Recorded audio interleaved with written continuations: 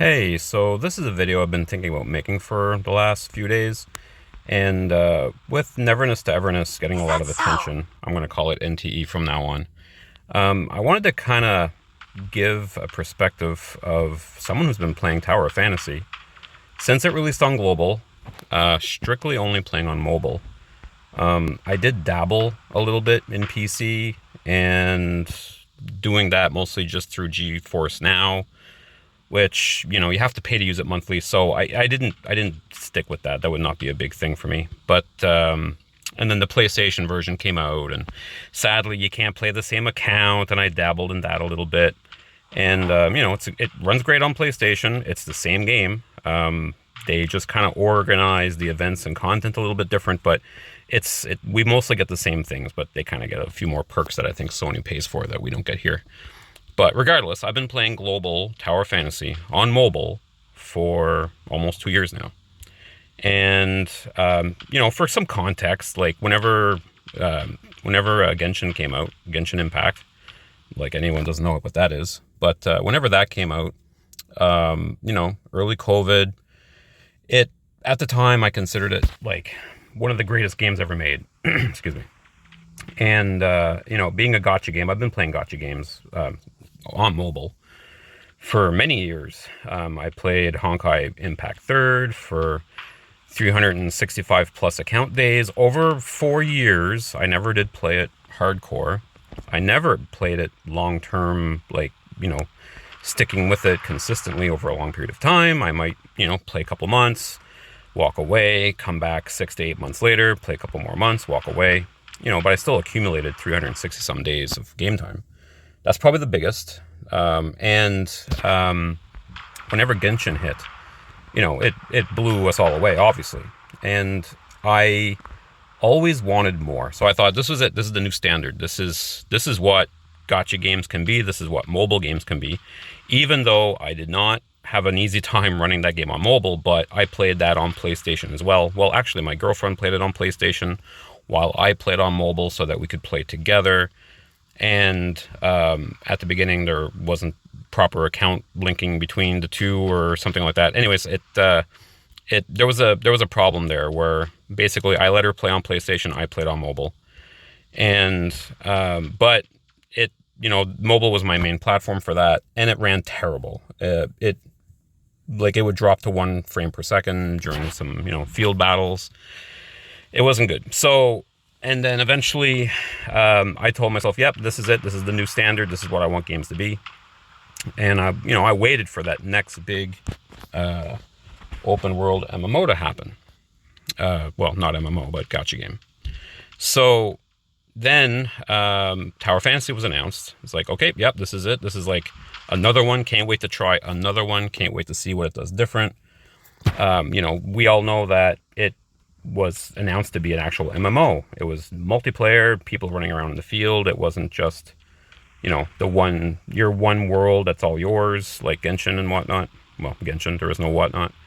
And, but it was still like an exciting thing to wait for. It had a lot of attention at launch. So we kind of all know what happened with Tower Fantasy's launch. I don't really need to reiterate that. It was rough. It was buggy. There was lots of things that were, people weren't impressed. Now, I stuck with it and I enjoyed it. And I think the main reason why I did that was that even though on my older phone, this is a Samsung 21 FE, on my previous phone, which is a Google Pixel 3a, which is a horribly weak phone, it looked like garbage. It didn't load textures. So literally, this game did not load textures. It looked like a Nintendo 64 game, basically. And I played it like that. And I had fun playing it like that. And the reason I had fun playing with it like that was because it was still optimized better and ran smoother like that than Genshin did. It was still more playable than Genshin. So I actually really appreciated that about the game, and I stuck with it. Now, that normally wouldn't be the only thing that would keep me sticking around, so I did stick around for a long time. Oh, look, there's another player there. I did stick around for a long time, and I think the main reason that I stuck with this game so long aside from the fact that, it runs real smooth on mobile. Now, what you're looking at here, the game is, I have it set to 45 frames per second.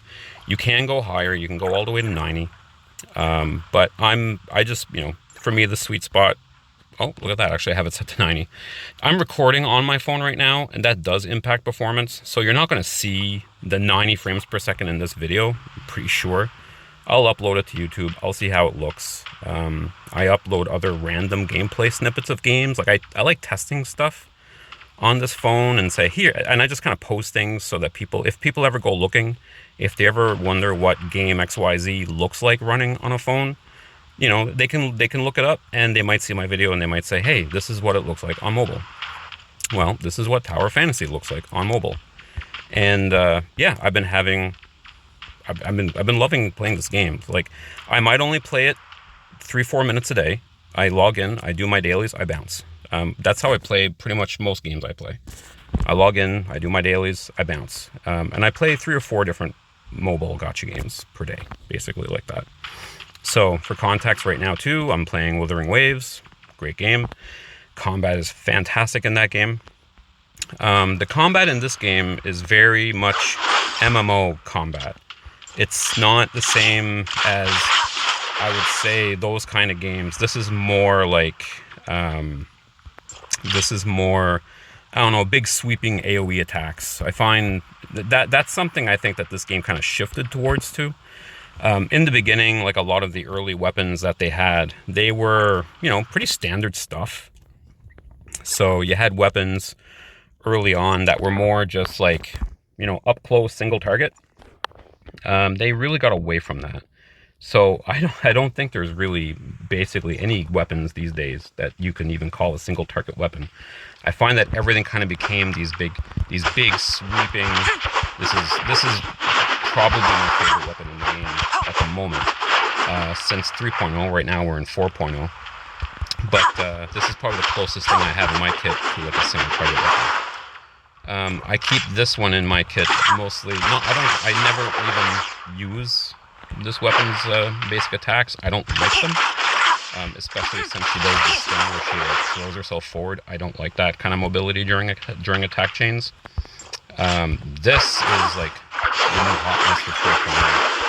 Huge sweeping. I love the animation. It's fun. It got me hooked back into it. I love this thing. And oh, look at that! I even froze the water so I can walk around a bit. So yeah, it's an MMO. It plays like an MMO. Like especially if you do MMO type things, if you go out, if you do grouping, if you do raids, if you do world bosses and whatnot. I don't play it like an MMO. I'm not an MMO gamer. I play this for me, and I play it as basically someone would play Genshin, for lack of a better phrase. You just go out, you explore a little bit, you do some daily stuff, and then you bounce. And I very, very light explore. Like, honestly, exploring in these games, it kind of gets dry. I've never 100%ed any exploration. We've had 4 planets so far. This is the very, very beginning planet. This is where you start the game, on this little island right here. And then, you actually unlock this whole zone, this whole planet. And then it but I'll tell you now that, like, right now, if you were to play this game fresh, you would do Tutorial Island. And as soon as you finish that, the story is going to throw you, let me get back there. The story is going to throw you into the second planet, which is Vera. Nope, my bad. That wasn't Vera. Oh, that wasn't at the bottom. Yeah, this is Vera. So the story is going to throw you into the second planet, which is basically like this really nice desert planet. I would say they really found their pride in what they created, I would say, whenever they started doing like the 2.0 content. Actually, I'll talk about that for a sec. So a lot of people know this, a lot of people don't, but Tower Fantasy was actually created by a really small team. It's Unreal Engine 4, made in China. For a Chinese audience, which is very, very mobile centric. They say that not a lot of people in China own their own PCs. They have to rely on like PC cafes. But everyone has a phone. Everyone has to have a phone. So that's why, like, in China, a lot of people game on their phone. So this game actually is quite playable on phone. It's Unreal Engine 4. It has its hiccups. So if I just run around for a bit, you're going to see like some stuttering. And there is a bit of a flaw in the game that I'll admit that I believe it's what you call pipeline cache. So I think that what happens is whenever the game first loads up, it never takes the time it needs to compile and cache like shader data and whatnot. So other games, like say right now, if you're playing Wuthering Waves, if you'll notice that after you do an update, the first time you load after an update, it takes this moment to compile a bunch of stuff. And it takes like a minute. And there's this long extra loading bar. And you're only going to get it once until the next time you do a big update. And then it's going to have to do it again because, it has new data to work with. So this game just never does that step. So I believe what it's doing is it's compiling the shader data in real time while you're playing. So say if I pull out, if I bump into a new enemy, if I start moving quickly through the environment. Oh, well, there's mounts in this game, so, you can move pretty quick because you have mounts. This is, again, an MMO. Mounts are a thing in MMO. So if you start moving, quickly through the environment, and my frame rate's taking a little bit of a hit too, because, again, I'm recording on my phone, so it does that. It kind of kills the performance a tiny bit. But see here, you can sort of see it start to choke a little bit. So I think it's just as it's loading into, as it kind of starts to load in some new assets, I believe that it has to compile those things in real time. So it causes that jank and stutter. It's a pain. And it's a pain whenever that was a bad one. So it's like whenever you teleport to a new area and then you kind of spin the camera around, it basically just locks up. But then it stabilizes and then it gets a little bit smooth. And then, things kind of look quite nice and then they run nice. So it's a bit of good and bad is probably the best way I can put it. So I wanted to make this video to talk about why I've been playing this game for nearly 2 years, why I stick with it, why I find it fun. And I think for me, a big part of it is just that I like to collect stuff. So I like to collect characters in gacha games. I'm not a meta person. I'm absolutely not a meta person. I don't chase power. Sure, number go up is great, and I'm very addicted to numbers going up, but it's not the driving force of why I play. That's sort of like a side bonus and a side fun factor, I would say. It's not like the main dopamine hit, I would say, that I would get out of this. I do like gacha. Gacha is fun. Gacha is exciting. And I do like that this game, I find I've been gaining quite a bit of stuff while playing it. I find the gachas pretty darn generous. Events always give limited pulls. In this game, they're called red nucleus. Gold nucleus are for standard pulls. And then you have black gold, which is basically your currency for both of those things. So if I actually go into the gacha for a second. So here, this is the standard banner. So we got gold nucleus that you pull. Up here you have your dark crystals. Oh, I call this black gold, my bad. Dark crystals is the actual standard currency for the gacha. I was thinking about black gold, which is shop currency. So say every time you do a pull, you're going to gain 1 point of shop currency. And if you pull a duplicate character that you already have maxed out up to A6 or 6 star, whatever you want to call it, then that you're going to get an extra black gold.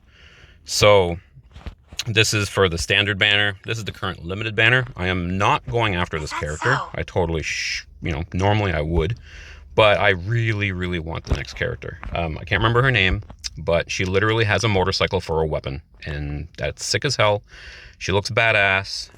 She's more of, what you would call a mommy character, I guess. This is Rubilia. I think this is one of the game's first, well, this is like the game's 2.0 mommy character, for the popular term, I guess. So the next character, again, she looks kind of like this, and she has a motorcycle for a weapon, and it's pretty awesome. And I can't wait to get it. And I think it's like next week, so I'm excited. So back to the gacha for a second. So yeah, some things about Tower Fantasy's gacha, it's quite different. There is a 80 pity here that you can see, where I'm at 34 of 80 pulls. So at that 80, I'm guaranteed to get an SSR. In this game, 5-star is called SSR. So I'm guaranteed to get an SSR at 80. The thing about this game is that if I pull one right now, if I do one pull and if I pull an SSR at 35, this does not reset. It keeps going. I could pull, if I'm lucky enough, I could pull, 10, 15 SSR characters between 0 and 80. It ain't going to reset. It's going to keep going. And every one of those SSRs is a 50-50 shot of getting this character. Now, as far as rates are concerned, let me see here. I'll just throw that up. They're not, people would look at this and I think they would consider them quite low. I'll confess as well, too, that during 3.0, my luck completely tanked. Like, I was never pulling an SSR. I think I went all the way from 3.0 to 3.3 or 3.4, which is the span of, 6 months maybe? Where I literally don't believe I pulled an SSR outside. And I don't spend. I spend, but I only buy season passes. And I'll get into that. But I don't purposely pump money into the game for pulls. I get pulls from money because I spend on other things, which is mainly the season pass. But I don't buy the season passes. I don't buy every season pass. And I don't buy season passes for pulls. I buy season passes for the mount, and maybe some of the costumes. But the costumes you get are never for the characters. They're always for your main character. I'll get into that in a minute too. But you have a main character that you customize, and there's costumes for those characters. And that's something that the season pass might provide. So these rates here, I think they're very low compared to, standard perhaps. But I find there's such a trade-off because like that 50-50 pity, it never resets. Now, the game originally did not have a thing like Genshin and Hoyo games does, where if you miss the 50-50, then it jumps, the next one's guaranteed. Tower Fantasy does not do that. At least it didn't for a while. What they added in sometime within the last year, I'm a little fuzzy on this because I wasn't really ever fully aware of this, but they put a thing in where you can't lose 3 in a row and you can't win 3 in a row. So, and again, they kind of balanced it that way. So if you lose a 50-50 and then you lose the next 50-50, then the third one's guaranteed to be a hit of the limited character, the target character of that banner. But if you get the limited character 2 times in a row, you're not going to get them the third time. They're literally going to, force you to not get it. I'm pretty sure that's how it works. That's something they added in, within the last 8 months or something like that, or about 8 months ago, I should say. So again, it's a bit of a trade-off every time, and there's another great equalizer here too. So this is nothing new, like a lot of games do this, but so as you pull, you get these, again, it's called flame gold here. Flame gold is the currency that you get from the limited banner. Each one has its own theme, and the sad reason for that is because this does not carry from banner to banner to banner. So after this banner ends in 11 days, this gold is going to convert to black gold, which only is usable in the standard banner. So it's going to convert to this stuff. So that's something the people kind of weren't impressed with at the beginning. I don't mind it so much. So the true the true hard pity. So, but the thing is, this true hard pity starts at 0 every time a banner starts. But I'll also mention too, Tower Fantasy, they rerun banners a lot. But again, they rerun them, but this flame gold is reset. And then this rerun shop, let's call it a rerun shop or a rerun banner. They rotate the characters in and out of this rerun banner, which is always like the final one. But for the last year or so, it's always been there in some form. Sometimes it's all the characters during like the big events, anniversaries and such. Usually, if there's a featured flame character like this, then the featured characters below are other flame units from the past, other limited flame units. The ones that are not yet moved into the standard banner, because they do move them into the standard banner over time. So my head is getting more distracting. This black gold builds up every time you pull, and if you get to 120, excuse me. So at 120, you can just buy the weapon, and by weapon I mean character. And that's something I probably should have mentioned. Tower of Fantasy is more about the weapons, because what you're really pulling for is the weapon.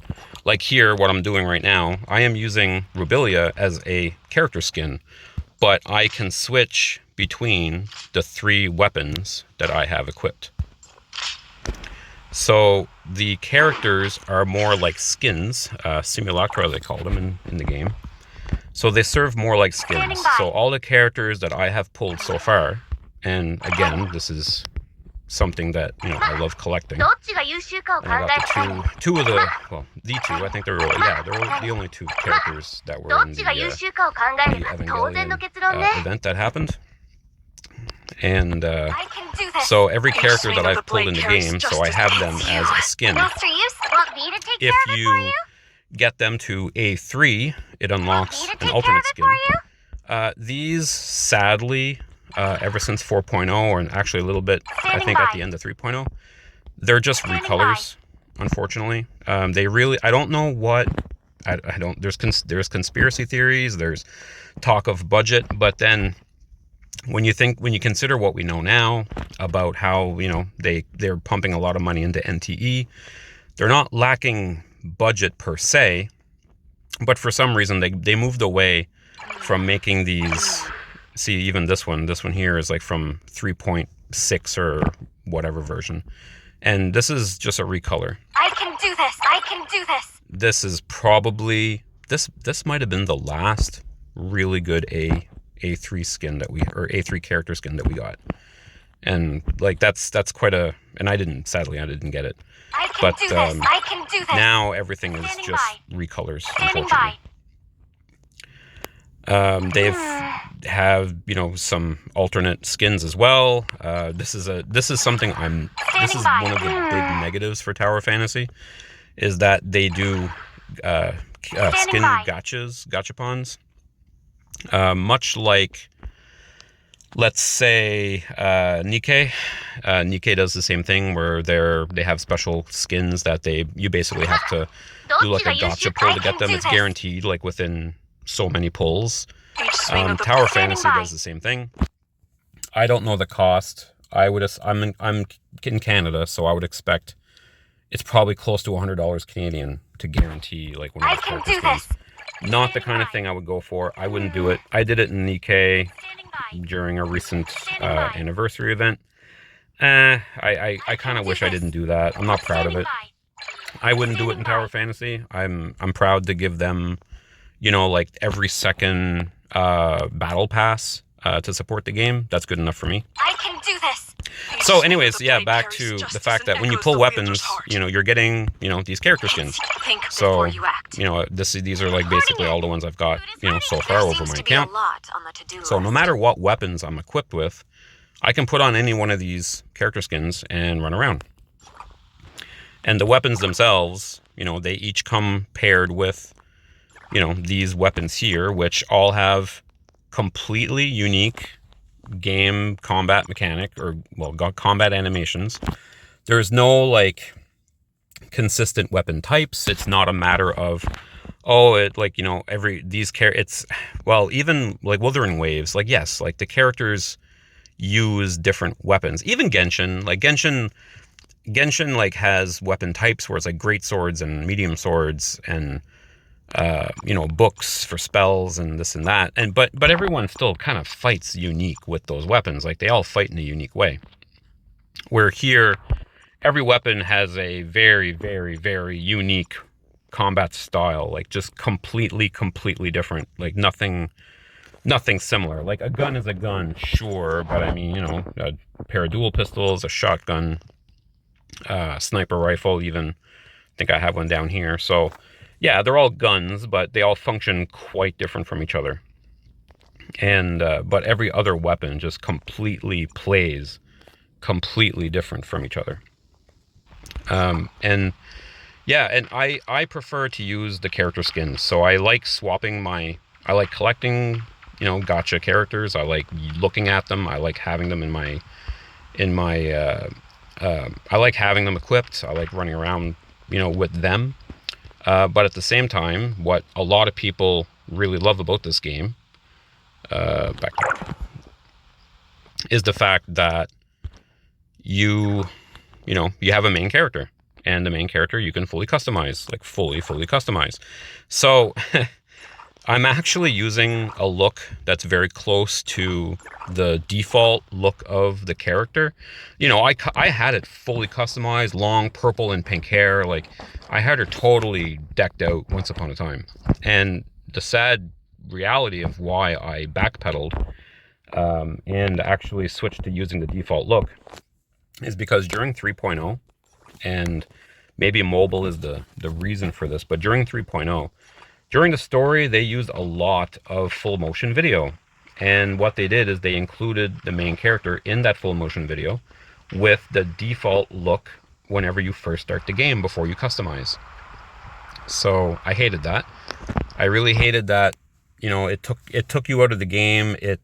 You have like your own personalized character, and in these big epic scenes during the key biggest moments of the 3.0 storyline, all of a sudden your character has, the short white hair and the default outfit, because that's another thing, is like there's oodles of costumes. So if I go back here, like if I go to outfits, like there's lots and lots of costumes that were available to collect, and people, like I didn't focus on this, but there's lots and a lot of these were, some of them were from battle passes, so I got a few from battle passes, but a lot of these were from gachapons, and I was not going to chase that.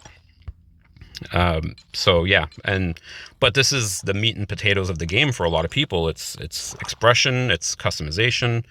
People absolutely love that. But I'm a gacha player. I like collecting characters. I like using characters. So I use character skins primarily. That's what I go for. Over time, I mean, yeah, Tower Fantasy, it's had lots of events, lots of minigames. They've tried all kinds of minigames. They do like little clones of Fall Guys sometimes, that kind of rotates in and out. They do lots of races. Lots of race tracks throughout the maps. That's one of the main things that they do. But I'll admit it's very pay to win in terms of like winning those things, because the people who buy the expensive race cars have a big advantage. This does not go. This is probably the fastest mount I have, but it does not compare to the actual race cars that are available in the game. And I think that's like one of the main things that kind of leads into a lot of the discussion around this game with NTE, Neverness to Everness, coming up. So How to Games, what they do is they use this game as and again, it started, I think I said this earlier, but it started from a small team of 50 people or so. So in Unreal Engine 4, they made an MMO, which is ambitious, but it's a janky game. It had a lot of jank at the beginning. It has a lot of jank now. It's still janky, but I don't know. It has become part of the charm for me. It just has. I can't explain it, but the jank is just part of it. It's it's like Warframe. Warframe is a janky game, and people loved Warframe for a lot of years. In my opinion, it's very similar to that kind of sentiment. Like it becomes part of the charm, you could say.